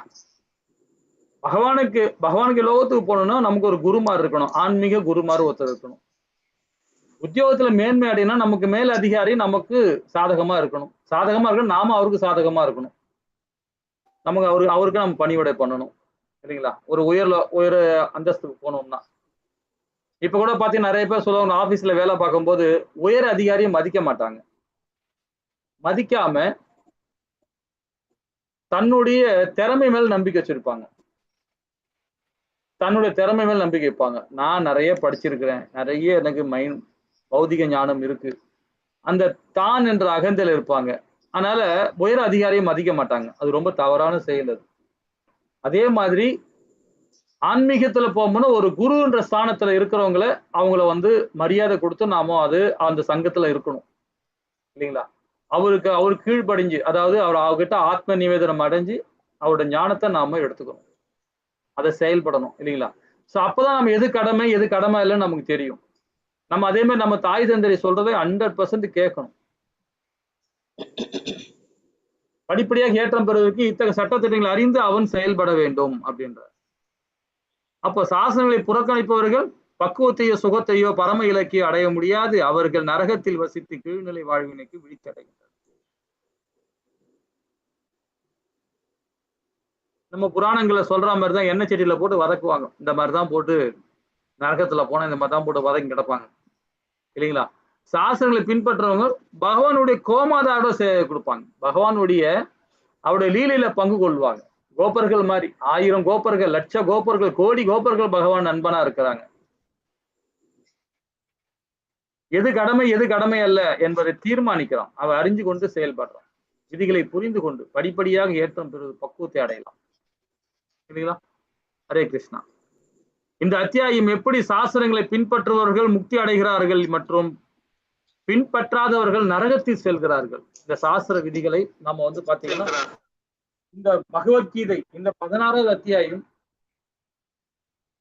4வது ஸ்லோகத்துல பகவானு 6 விதமான அசுர குணங்கள் சொல்றார். 4வது ஸ்லோகத்துல 5வது 6வது இருந்து ஸ்டார்ட் பண்றார். அதுல இருந்து பாத்தீங்கன்னா 24 பதம் கடைசி பதம் வரைக்கும் அசுர இயல்பை பத்தி ரொம்ப அழகா விரிவா சொல்லியிருக்காரு நமக்கு, இல்லைங்களா? அப்போ நாம அதை புரிஞ்சு நாம செயல்படணும். இந்த அத்தியாயமே வந்து வித்தியாசமா இருக்கும். போன அத்தியாயம் பாத்தீங்கன்னா எல்லாமே பக்தி கலந்து ஞானத்தை கொடுக்குறாரு. ஆனா இதுல அசுர குணத்தை பத்தி நிறைய சொல்றார். வீழ்ச்சி அடையக்கூடாது, அது எல்லாமே புண்ணிய செயல் சொல்றார். இதெல்லாம் பாவகரமான செயலை சொல்றார். அப்ப நம்ம எப்படி செயல்படணும்னு பாருங்க. எது நல்லது எது கெட்டது நம்ம புரிஞ்சு நம்ம செயல்படணும், இல்லைங்களா? சரி, இந்த அத்தியாயம் இதோட முடியுது. இதுக்கு நம்ம என்னென்ன பார்த்தோம் அப்படின்றத ஒரு சின்ன கண்ணோட்டம் பார்த்துடலாம். அதாவது தெய்வீக குணங்கள் அசுர குணங்கள். தெய்வீக குணங்கள் 26, அசுர குணங்கள் 6. அசுர இயல்புகள், செயல்பாடுகள், மனோநிலை, குணங்களை பத்தி பார்த்தோம். தேர்வு செய்தல், அதாவது 21, 24. நரகத்தின் 3 கதவுகள், எது நாம தேர்வு செய்யணும்? இது 3மே தேர்வு செய்யாம ஆன்மீகத்துல போறதா நமக்கு சிறந்தது, இல்லைங்களா? அனைவரும் தேர்வு செய்யணும் வாய்ப்பு இருக்கு. எல்லா ஜீவராசிகளுக்கும் அந்த வாய்ப்பு இருக்குன்றத பகவான் இந்த பதம் மூலியமா நமக்கு கொடுக்குறாரு, இல்லைங்களா? சரி, இப்ப நாம என்ன பண்ணலாம்? 17வது அத்தியாயத்துக்குள்ள போயிடலாம். ஓகேங்களா? ஹரே கிருஷ்ணா. கொஞ்சம் இருங்க. ஹரே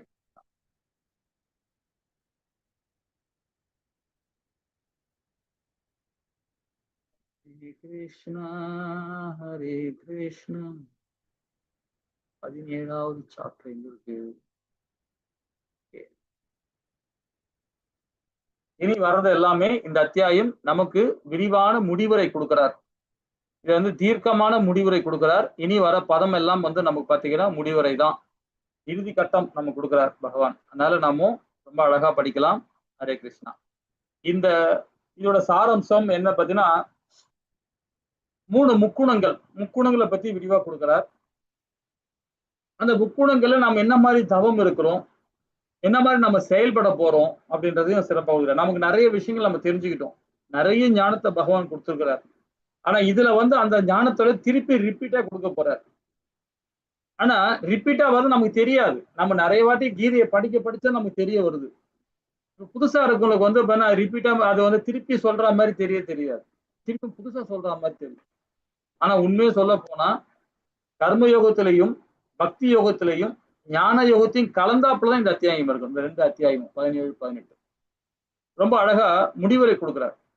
நம்ம எப்படி பகவானுக்கு சேவை பண்றது, எந்த நிலையில நம்ம சேவை பண்றோம், எந்த நிலையில சேவை பண்ணக்கூடாது அப்படின்னு கொடுக்குறாரு. விசுவாசத்தின் பிரிவுகளா நமக்கு கொடுக்குறாரு. பாப்போமா? ஹரே கிருஷ்ணா. இந்த நிகழ்ச்சி ஏற்படுகிற ஸ்ரீ ராதா கோவிந்தா இஸ்கான் பெங்களூர் நம் அனைவருக்காகவும் சின்ன பிரார்த்தனை.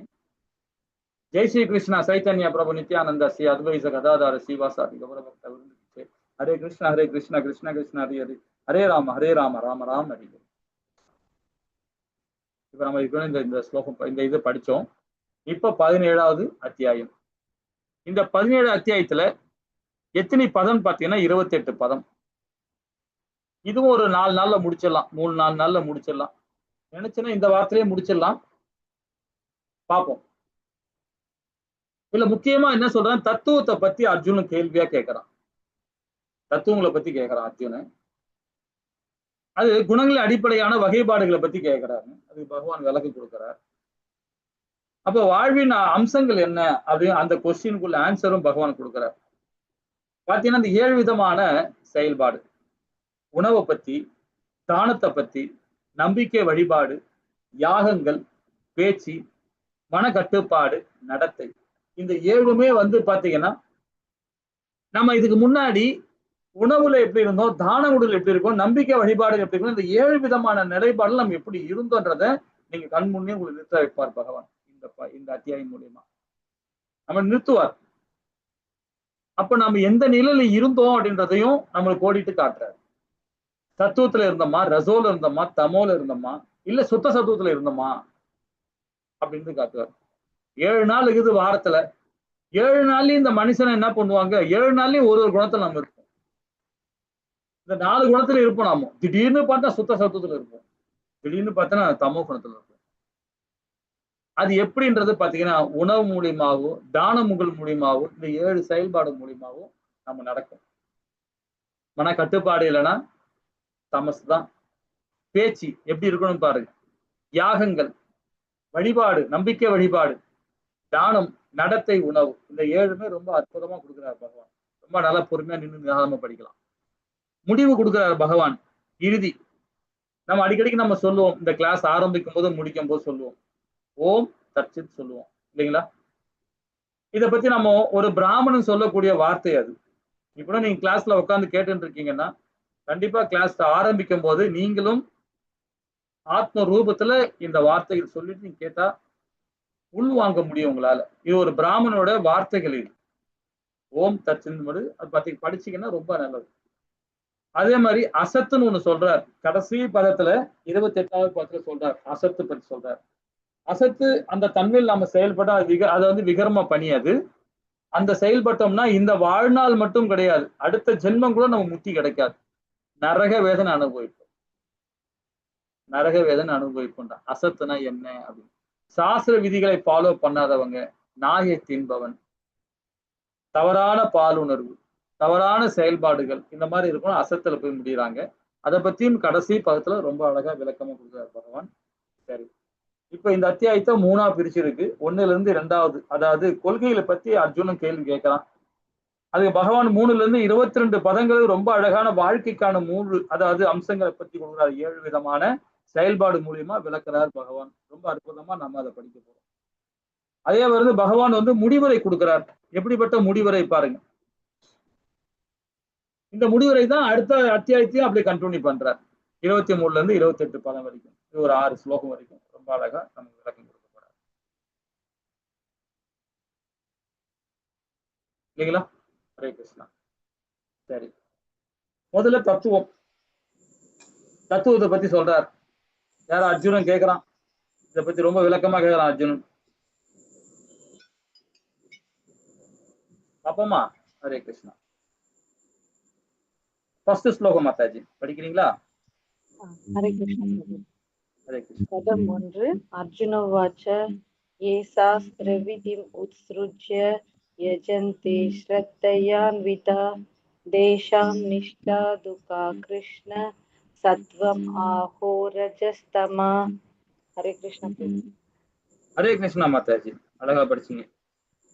இதுல என்ன சொல்லப்பட்டிருக்காங்க பாத்தீங்கன்னா, அர்ஜுனன் வினவினான், கிருஷ்ணரே, சாஸ்திர விதிகளை பின்பற்றாமல் தங்களது மன கற்பனைக்கு வழிபடுவர்கள் நிலை என்ன? அவர்கள் இருப்பு சத்துவ குணத்திலையா, ரசோ குணத்திலையா, தமோ குணத்திலையா? ஆரம்பமே கேட்ட ஆரம்பிச்சிட்டான். என்ன குணத்துல செயல்பாடு அப்படின்னு கேட்க ஆரம்பிச்சிட்டான். இதுல முக்கியமான கேட்கிற கேள்வி என்னன்னா, சாஸ்திர விதிகளை பின்பற்றாமல்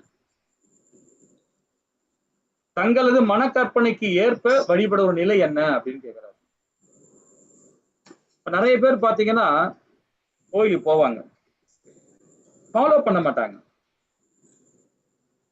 நம்ம அடிக்கடி சொல்லுவோம் இல்லையா, கோவில்ல போகும்போது கோபுர வாசலை தொடக்கூடாதுன்னு சொல்லுவோம், கொடி மரத்துக்கிட்ட வணங்கணும்னு சொல்லுவோம், உள்ள பகவானுக்கும் கொடி மரத்துக்கும் பலிப்பீடத்துக்கு நடுவுல எங்கேயுமே ஆத்மீய நிவேதனம் பண்ணக்கூடாது சொல்லுவோம். கோவில்ல யாருமே நம்ம நமஸ்காரம் சொல்லக்கூடாதுன்னு சொல்லுவோம். யாரையும் கோவில்ல வந்து பெரியவங்க யாரா இருந்தா கூட நம்ம ஆத்மீய நிவேதனம் பண்ணக்கூடாதுன்னு சொல்லுவோம். சரிங்களா? கோவில்ல கண்ட இடத்துல விளக்கு ஏற்றக்கூடாதுன்னு சொல்லுவோம். கோவில்ல அசிங்கப்படுத்தக்கூடாது, அசிங்கம்னா எங்கேயாவது எழுதுறது கொல்றது இந்த மாதிரி பண்ணக்கூடாதுன்னு சொல்லுவோம். இதெல்லாம் சாஸ்திரம் சொல்லுது, இதெல்லாம் பண்ணக்கூடாதுன்னு. ஆனாலும் அவங்க என்ன பண்றாங்க, ஒரு புண்ணிய பகவான் இருக்கிற அந்த இடத்துக்கு போயிருக்காங்க, அது ஒரு புண்ணியகரமான செயல் தான். ஆனா அவங்க சாஸ்திரம் படிக்கல. அதான் அர்ஜுனன் நல்லா கிளியரா கேட்கலாம். சில பேர் சாஸ்திரம் படிக்காம கோவில்ல வந்து பாத்தீங்கன்னா அப்படி பகவானுக்கு பக்தி கொடுப்பாங்க, பரவசம் அடைவாங்க அப்படி. ஆனா தெரியாது அவங்களுக்கு, படிக்கல, ஞானம் கொடுக்கல அவங்களுக்கு, அந்த ஞானம் அவங்களுக்கு கிடைக்கல. ஆனாலும் அவங்க எந்த நிலையில இருப்பாங்க, ஏன் அதை மாதிரி பண்றாங்க அப்படின்ற அர்ஜுன வந்து தெளிவா கேட்கலாம் இல்லைங்களா? ஏன்னா அவங்களும் பகவானுக்கு சேவை பண்ற மனதில் தானே இருக்கிறாங்க, ஆனா தெரியாம செஞ்சுட்டு இருக்காங்க, அவ்வளவுதான்.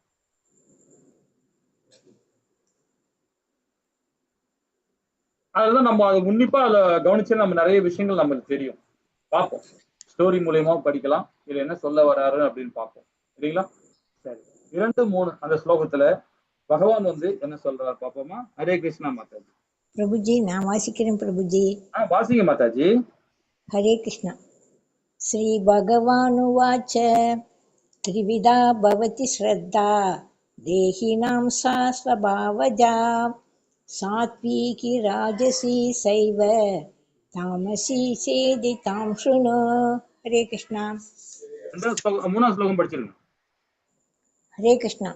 ஸ்வத்வானுரூபா சர்வஸ்ய ஸ்ரத்தா பவதி பாரத ஸ்ரத்தாமயோ அயம் புருஷோ யோ யஸ்ரத்த ச ஏவ ச. ஹரே கிருஷ்ணா. ஹரே கிருஷ்ணா மாதாஜி. இந்த இடத்துல என்ன சொல்றாரு பாத்தீங்க, இந்த 2, 3லயே பகவான் சொல்றார், புருஷோத்தரமான முழுமுழுக்காளர் கூறினார், உடல் பெற்ற ஆத்மாவின் சுபாவத்திற்கு ஏற்ப அவனது நம்பிக்கை சத்துவகுணம், ரஜோகுணம், தமோகுணம் என்று 3 வகையாக பிரிக்கப்படலாம். இனி இவற்றை பற்றி கேட்பாயாக அப்படின்றார் 2வது பாதத்துல. 3ஆவதுல என்னன்னா, பரதன் மைந்தனை பல்வேறு இயற்கை குணங்கள் கீழான இருப்பதற்கு ஏற்ப ஒருவன் குறிப்பிட்ட நம்பிக்கையை விருத்தி செய்கிறான். உயிர் வாழி அவனுடைய குணங்களுக்கு ஏற்ப ஒரு குறிப்பிட்ட நம்பிக்கை உடையவனாக கூறப்படுகிறான். இப்ப 3 மேல பாத்தீங்கன்னா அந்த ரவுண்டு தெரியும் பாருங்களேன். சுத்த சத்துவம் இருக்கு, ரசோ இருக்கு, சத்துவம் இருக்கு. சரிங்களா? இதுல வந்து பாத்தீங்கன்னா இந்த 3 நிலையும் பாருங்க. சுத்த சத்துவத்துல பக்தி கிடைக்கும், ரசோல இருக்கும்போது கர்மியா இருக்கிறான். ஞானத்தை அடையும் போது பாத்தீங்கன்னா சத்துவத்துல இருக்கான். சத்துவத்துல இருக்கும்போது ஞானம் கிடைக்கும் அவனுக்கு. இல்லைங்களா? ஞான முக்தி பரமாத்மா சத்துவத்துல இருந்தா கிடைக்கும், முக்தி கிடைக்கும். ஆனா அவன் அதுக்கு கடுமையா அவன் செயல்படணும், பகவானை உணர்ந்து செயல்படணும். ரசோல இருக்கிறவன் வந்து பாத்தீங்கன்னா கர்மா பண்றான், நிஷ்காம கர்ம யுகத்திலும் காமத்தினால இருப்பான். ஆனா அவன் கர்மால இருக்கிறவன், ரசோல இருக்கிறவன் கர்மா பண்ணுவான், கொஞ்சம் காமமும் இருக்கும், ஆனா சொர்க்க லோகம் தான் அவனுக்கு. ஆனா இந்த சத்துவ குணத்துல இருக்கும் முக்தி அடைக்கிறதுக்கு சான்சஸ் நிறைய இருக்கு, முக்தி கிடைக்கிறதுக்கு. ஆனா சுத்த சத்துவத்துல இருக்கிறவன் பாத்தீங்கன்னா பக்தி நல்லா கொடுப்பான், பிரம்ம நிலை அடையறதுக்கு நிறைய சான்சஸ் இருக்கு, 100% சான்சஸ் இருக்கு. அதே மாதிரி பகவானுடைய லோகத்துக்கு, கிருஷ்ண லோகத்துக்கு போறதுக்கு அவனுக்கு எல்லா விதமான தகுதி, வைகுந்தம் போறதுக்கு எல்லா விதமான தகுதி அவனுக்கு இருக்கு, இந்த 3 குணத்திலையும். இதை பத்தி தான் இப்ப நாம இனி விரிவா படிக்க போறோம். 3வது பாதத்துல இருந்து 22வது பதம் வரைக்கும் தெளிவா படிக்க போறோம்.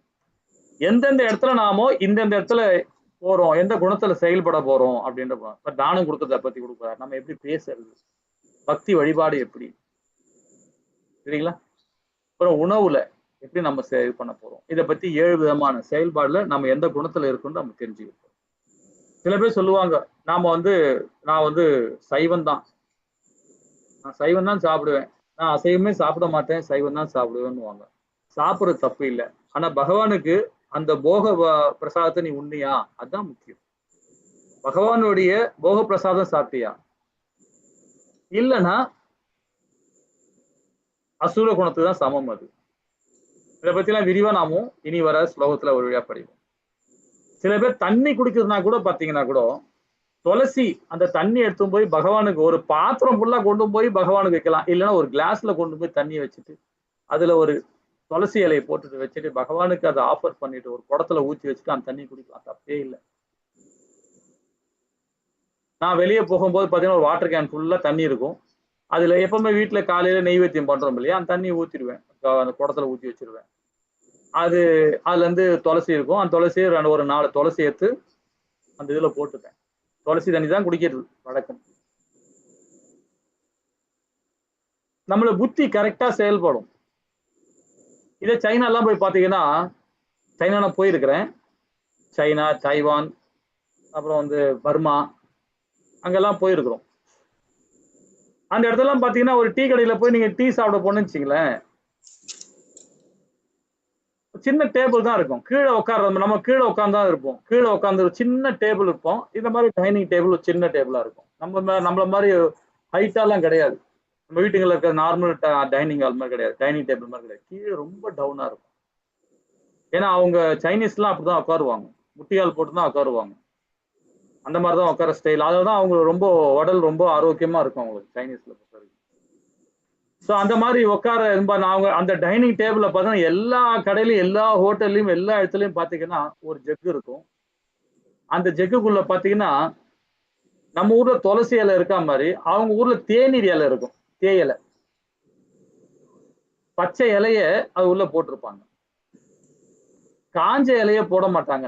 நம்ம என்ன பண்றோம், பச்சை இலைய நம்ம சாப்பிட மாட்டோம், அத பதம் பண்ணி கொடுக்குறாங்க. டீ, அதாவது கிரீன் டீன்னு சொல்லி கொடுக்குறாங்க, பதம் பண்ணி கொடுக்குறாங்க. அதை குடிக்க கூடாது. அதாவது பதம் பண்ணி அந்த காய வச்சு அதை கருக வச்சு நம்ம கொடுக்குறாங்க, அதை டீ எல்னு சொல்லி நம்ம குடிக்கிறோம், இங்க குடிக்கிறாங்க. ஸோ அதுவும் தவறு. ஆனா சைனாவில் பாத்தீங்கன்னா அந்த ஃப்ரெஷ்ஷான இலை தான் போடுவாங்க, இந்த ஜெக்குல போட்டிருப்பாங்க, அதை காய்ச்சி தான் வச்சிருப்பாங்க, எப்பவுமே இருக்கும். அதுல சுகர் இருக்காது, எதுவுமே இருக்காது, அப்படியே ஜெக்கு வச்சிருப்பாங்க. வரவங்க என்ன பண்ணுவோம், அங்கேயே ஒரு 4 கப்பு இருக்கும், சின்ன சின்னதா இருக்கும், அதை ஊத்தி குடிப்பாங்க. அது அந்த சைட்ல ரொம்ப ஃபேமஸ். தாய்லாந்து, சைனா, பர்மா, அப்புறம் இந்த சைட்ல எல்லாம் இந்தோனேஷியா, இந்த மாதிரி ஐலாண்ட் அந்த இடத்துல எல்லாம் பாத்தீங்கன்னா இதுதான் குடிப்பாங்க, விசேஷமா இருக்கும். நம்ம ஊர்ல துளசி, அந்த ஊர்ல தேயிலை. ஆனா தேயிலை பச்சை தேயிலை தான் போடுவாங்க. நம்ம ஊர்ல ஏன் நம்ம தேயிலை குடிக்க கூடாதுன்னு பாத்தீங்கன்னா, என்னைக்குமே ஒரு இலை ஒரு செடியில இருந்து பறிச்சா எவ்வளவு நாளைக்கு இருக்கும்? அது ஒரு செடியில இருந்து ஒரு இலையை பறிச்சோன்னா எவ்வளவு நாளைக்கு இருக்கும்? ஒரு நாள் இருக்கும், 2 நாள் இருக்கும், 3ஆம் நாள் அது வதங்கிதான் போகும், அது ஒரு மாதிரி காஞ்சி சறுக்காதான் போகும், இல்லைங்களா? அப்புறம் கிரீன் டீன்னு சொல்லி கடையில் விற்கிறாங்க. அது அந்த கிரீன் டீ பதம் பண்றதுக்கு அதுக்குள்ள மெடிசன் எல்லாம் போடுவாங்க, அது மெடிசன் எல்லாம் போடுவாங்க. அதுதான் நம்மளுடைய கோவில்ல அது நிராகரிக்கிறாங்க. டீ அல்லது டீ சாப்பிடாதீங்க, காஃபி எடுத்துக்காதீங்கன்னு சொல்றது. குணம் மாறும். அதை பத்தி தான் இங்க நம்ம நிறைய படிக்க போறோம். இந்த அத்தியாயத்துல அந்த விஷயம் நிறைய, உணவை பத்தி நம்ம நிறைய படிக்க போறோம். அதனால யாருமே வெளியே போகும்போது, எங்கேயாவது போகணும், வாட்டர் கேன்ல போகும்போது 2 துளசி போட்டு போங்க, ரொம்ப நல்லது. துளசி இலைய கில்லாம போடணும். அதே மாதிரி பகவானுக்கு ஆஃபர் பண்றீங்கன்னு நினைச்சீங்களேன். இப்ப நான் ஒரு விளக்கம் ஒரு உதாரணம் கேட்கிறேன். யார் வீட்டுல பகவானுக்கு நெய்வேத்தியம் பண்றீங்க?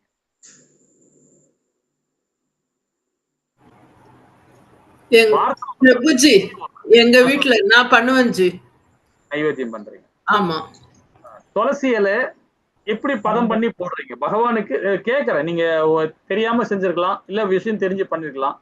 பகவானுடைய துளசி இலைய நாமும் பகவானுக்கு ஆஃபர் பண்ணும்போது என்ன மாதிரி உணவுல நாமும் அதை போடுவோம்? உணவா கொடுக்குறோம், பகவான நமக்கு பிரசாதமா கொடுக்குறாரு, மகாபோக பிரசாதம் கொடுக்குறாரு, இல்லைங்களா? அவன் துளசி இலையை நாம எப்படி போடுவோம், வைக்கணும் அந்த பிரசாதத்து மேல? ஜென்ரலா காம்போடு எடுத்து அப்படியே தான் கொஞ்சம் வாஷ் பண்ணிட்டு மேல வச்சுடுவோம். மேல வைப்பீங்க. அது ரொம்ப இப்ப நம்ம படத்துல காட்ட முடியல என்னால. ஒரு நிமிஷம் ஹேண்ட் ரைஸ் பண்ணது யாரு? மாதாஜி, புஷ்பா மாதாஜி, புஷ்பா மாதாஜி. Okay okay. கேட்கல, கேட்க மாட்டேங்குது மாதாஜி, நீங்க பேசுறது கேட்கல. பகவானுக்கு நம்ம ஆஃபர் பண்ணுவோம், துளசி இலைய எடுத்து காம்போட எடுத்து, அதுக்காக சொல்றதுக்கு. எப்பவுமே துளசி இலை வைக்கும் போது பாத்தீங்கன்னா நல்லா புரிஞ்சுங்க, இலைய திருப்பி வைக்க கூடாது, இலைய திருப்பி வைக்க கூடாது, துளசி இலைய நேரா வைக்கணும். அதே மாதிரி காம்பு நம்மள பார்த்து இருக்கணும்.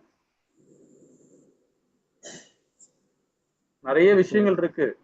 துளசி இலைய அந்த அந்த அந்த இலை பாத்தீங்கன்னா கரெக்டான இலையா இருக்கணும். சில இலை டேமேஜ் இருக்கும், சில இலை எடுக்கும் போது கிழிஞ்சிரும், சில டைம்லாம் அதெல்லாம் பார்த்து வைக்கணும். ஏன்னா துளசி தாயாருக்கு முக்கியத்துவம் கொடுக்கணும். அது ஒரு கால நேரம் இருக்கு. அந்த துளசி இலை எடுக்கும் போது கூட பாத்தீங்கன்னா அதுக்கு ஒரு ஒரு ஸ்லோகம் இருக்கு. அதை பறிக்கும் போது, செடியிலிருந்து பறிக்கும் போது அதுக்கு ஒரு ஸ்லோகம் இருக்கு. அந்த ஸ்லோகம் சொல்லி பறிக்கணும். அதை அழகா சுத்தப்படுத்திட்டு, தலையை சுத்தப்படுத்திட்டு பகவானுக்கு உணவுல வைக்கும் போது பாத்தீங்கன்னா அந்த இலைய கரெக்டா வந்து காம்பை நமக்கு நேரா வச்சுக்கிட்டு பகவானுக்கு அந்த இலையை திருப்பி வைக்க கூடாது. உல்டாவா பண்ணக்கூடாது. இலைய துளசி இலையை நேரா வச்சு காம்பை நமக்கு வச்சு நம்ம பண்ணணும். ரொம்ப ஜாக்கிரதையா பண்ணுங்க. ரொம்ப இதா பண்ணுங்க. ஓகேங்களா? ரொம்ப அதெல்லாம் வந்து சாஸ்திரம் சொல்லுது. எல்லாம் அந்த துளசி தண்ணியை தொடம்போது கூட சரி சக்கர முத்திரை போடணும். சக்கர முத்திரை வைக்கணும். துளசி இலை பதம் பறிக்கும் போது இந்த மாதிரி சக்கர முத்திரை பண்ணி கருட முத்திரை பண்ணி இந்த மாதிரி நிறைய முத்திரை இருக்கு. 3 முத்திரை இருக்கு. அதை சொல்லி கொடுக்குறேன் நான். அந்த முத்திரையை செஞ்சுக்கிட்டு அந்த கையில வச்சு நம்ம விரல வச்சு ஃபிங்கர் வச்சு அந்த துளசி மேல வச்சு அவர் மட மேல வச்சுட்டு நாமும் அதுக்கப்புறம் அந்த ஸ்லோகம் இருக்கு. அந்த ஸ்லோகம் சொல்லி அந்த இலையை பறிக்கணும். ஏன்னா பிருந்தாத்தாய்க்கும் சரி, பிருந்தாத்தாய் யாரு? அந்த துளசியோட மாடத்துக்குள்ள அதிபதி அவங்க. துளசி தாயார் அவங்களுக்கு வலிக்கும் இல்லையா அதை பறிக்கும் போது, அவங்கள சாந்தப்படுத்தணும். அதனால அது இலை பறிக்கும் போதும் சரி நாம அது ரொம்ப இதா பண்ணணும். ஏதோ சொல்ல வந்தீங்க மாதாஜி? இல்ல பிரபு, அந்த முத்திரை இதெல்லாம் தெரியாது பிரபு. ஸ்லோகம் அதுதான் சொல்றேன். அது வந்து நீங்க சில பேர் தெரியலன்னா கூட பரவாயில்ல, நம்ம பண்ணலாம். பண்ணிட்டு தாயார மனம் உருகி நம்ம வந்து ஆத்ம ரூபத்துல உருகி நம்ம பகவான் அது தாயாருக்கு சொல்லி நம்ம பண்ணலாம். ஏன்னா நம்ம அந்த லெவலுக்கு நம்ம போல இல்லையா. நம்ம கூட வந்து உடனே முத்திரை தெரிஞ்சுக்கலையே. அடுத்த லெவல் போகும்போது நம்ம தெரிஞ்சுக்கணும் இல்லைங்களா. அதுக்கு நீர் விடும் போது கூட பாத்தீங்கன்னா நம்ம கையை சுத்தப்படுத்தணும். நம்ம துளசி தாயாருக்கு நீர் விடும்போது கூட சரி, அதுக்கு 3 கப்பு இருக்கணும். நம்ம கையை முதல்ல சுத்தப்படுத்திடணும். கையை பண்ணிட்டு இந்த இதுல வந்து இப்படி தட்டும், இப்படி பண்ணணும். கையை பண்ணிட்டு அந்த முத்திரை இருக்கு, அந்த சக்கர முத்திரை இருக்கு, கருட முத்திரை இருக்கு, இதெல்லாம் வச்சு அவருக்கு பண்ணிட்டு அதுக்கப்புறம் தாய்க்கு தண்ணி கொடுக்கணும், நீர் ஆகாரம் கொடுக்கணும் அவருக்கு. ஸோ இதெல்லாம் சாஸ்திரம். நம்ம அந்த லெவலுக்கு வரும்போது நமக்கு புரிய வரும். நமக்கு அது சில பிராமண வீட்டை எல்லார் வீட்டையும் செய்வாங்க, தெரியும். சில மாதாஜி பிரபுஜன் தெரிஞ்சிருப்பாங்க. சரி, ஓகே. நம்ம அந்த லெவலுக்கு வரும்போது நம்ம படிப்போம் அதை பத்தி. ஓகேங்களா? சரி, இங்க என்ன சொல்றாரு பகவானுடைய பதில் என்னன்னு பாத்தீங்கன்னா, ஒருவர் வேதங்களை பின்பற்றவில்லை என்றால் அவர் சத்துவ, ரசோ மற்றும் தமோ குணத்திலேயோ தனது இயற்கை உத்திகளை பின்பற்றுகிறார். இப்ப புரிஞ்சுக்கிட்டீங்களா ஏன் இதை நம்ம இதெல்லாம் சொல்றோம் அப்படின்னா? இதெல்லாம் சின்ன சின்ன நுணுக்கங்கள். இந்த நுணுக்கங்களை நம்ம அதை ஃபாலோ பண்ணணும். முழுமையா நமக்கு தெரியலனாலும் பரவாயில்ல, நம்ம முன்னோர்கள் வேதங்கள் மூலியமாக அதை நம்ம தெரிஞ்சுக்கணும். நானும் தீட்சை வாங்கிக்கிட்டேன், நானும் திலகம் விட்டுருக்கேன், எல்லாம் பண்ணிட்டு இருக்கேன் அப்படின்னு சொல்லிட்டு அந்த மாதிரி வேஷதாரியா இருக்கக்கூடாது. சாஸ்திரங்களை ஃபாலோ பண்ணணும் இல்லைங்களா? அதை ஃபாலோ பண்ணாதான் நமக்கு வந்து ஒழுங்கான சுத்த சத்துவத்துல நம்ம போக முடியும். இல்லைன்னா சத்துவத்தான் இருப்போம், பகவானுக்கு பக்தி கொடுத்துட்டு இருப்போம், இந்த மாதிரி கோலத்தான் இருப்போம், முக்தி கிடைக்காது. இப்படியேதான் இருந்துங்க இருப்போம் நம்ம. திருப்பி பிறப்பு, ஆனா நல்ல உடல் கிடைக்கும். அது நல்ல உடல் கிடைக்கும். ஒரு நல்ல கல்வியாளர் குடும்பத்துல, ஒரு செல்வந்தர் குடும்பத்துல, ஒரு நல்ல ஒரு மகான் குடும்பத்துல பிறப்போம், அடுத்த ஜென்மம் பிறப்போம். சரிங்களா? ஹரே கிருஷ்ணா. சரி, இப்ப இதுக்கு பகவான் என்ன சொல்ல வர்றார் இன்னும் விரிவா கொடுக்குறாரு பாருங்க. நல்ல விஷயம் என்னவென்றால் ஒருவர் தனது நிலையை கீழ்குணத்திலிருந்து சத்துவ குணத்திற்கு ஒரு அங்கீகரிக்கப்பட்ட ஆன்மீக குருவை ஏற்று அவரின் அறிவுரைகளை பின்பற்றுவதன் மூலமாக மாற்றிக்கொள்ள முடியும். ஒரு ஆச்சாரி கொடுக்கிற ஞானத்தை அதை பகிர்ந்து அதை முறைப்படி பயிற்சி பண்ணணும். நம்ம அதை பயிற்சி பண்ணி அதை நம்ம செயல்படுத்தணும் இல்லைங்களா? அது செயல்படுத்த முடியும், முடியாமல் இல்லை, மாற்றிக்கொள்ள முடியும் நம்மளால. அதுக்கு என்ன சொல்றாங்க பாத்தீங்கன்னா, பகவான் என்ன சொல்ல வர்றாரு பாத்தீங்கன்னா, வாழ்க்கைக்கான முறைகள் அம்சங்கள் பாத்தீங்கன்னா, முதல்ல வந்து இந்த 7 விதமான செயல்பாடு. உண்டதுலயும் சரி, ஒரு ஆள்கிட்ட மரியாதை கொடுக்கறதும் சரி, ஒருத்தருக்கு தானம் கொடுக்கறதுலயும் சரி, அந்த ஞானத்திலையும் சரி, யாகத்திலையும் சரி, ஞானத்திலையும் சரி, இந்த 7 விதமான செயல்பாடை நாமும் இந்த அத்தியாயம் மூலியமாக விரிவா பகவான் கொடுக்கிறார். நம்பிக்கை, வழிபாடு, உணர்வு, யாகம், நடத்தை, பேச்சு, மனக்கட்டுப்பாடு, தானம். இது வாழ்க்கைக்கான அம்சங்களா சொல்லப்படுது. இப்ப நம்பிக்கை வழிபாடு 3ல இருந்து இப்ப 7வது பதம். இப்ப ஆல்ரெடி 3வது ஸ்லோகம் படிச்சுட்டோம். இப்ப நம்பிக்கை வழிபாடு நம்ம பார்க்கணும். சரிங்களா? சரி, டைம் ஆயிடுச்சு. நாளைக்கு கண்டினியூ பண்ணுவோம். ஓகேங்களா? ரொம்ப நல்லா இருக்கும். இனி ஒரு குணத்துக்கு தகுந்த மாதிரி இந்த 3 சகோதரர்கள் பாருங்க. ஒருத்தர் சத்துவத்துல இருக்கிறார், விபீஷ்ணு. இவர் யாரு பாத்தீங்களா? இவர் யாரு பாருங்க. இவர் என்னவா இருக்கிறாரு? கும்பகர்ணன். தமோல இருக்கிறார். இவரு அசுர குணத்துல இருக்கிறார். ரசோல இருக்கிறார். யாரும் சொல்ல மாட்டேன்றீங்க. 3 சகோதரர்கள் இருக்காங்க. விபீஷ்ணா வந்து பாத்தீங்கன்னா சத்துவத்துல இருக்கிறார். இவரு ரசோல இருக்கிறார், அவர் தாமஸ்ல இருக்கார். 3 பேரோட செயல்பாடு நாம நாளைக்கு விரிவா இதை பார்ப்போம். ஹரே கிருஷ்ணா மாதாஜி பிரபு. ஏதாவது டவுட் இருந்தா கேட்கலாம். வாஞ்ச கல்பத்ராய் பாவனி வைஷ்ணவியோ நமோ நமக. ஜெய் ஸ்ரீ கிருஷ்ணா சைத்தன்ய பிரபு நித்யானந்த ஸ்ரீ அத்வைத கதாதார ஸ்ரீவாசார. ஹரே கிருஷ்ணா கிருஷ்ணா கிருஷ்ணா ஹரே ஹரே, ஹரே ராம ராம ராம. ஏதாவது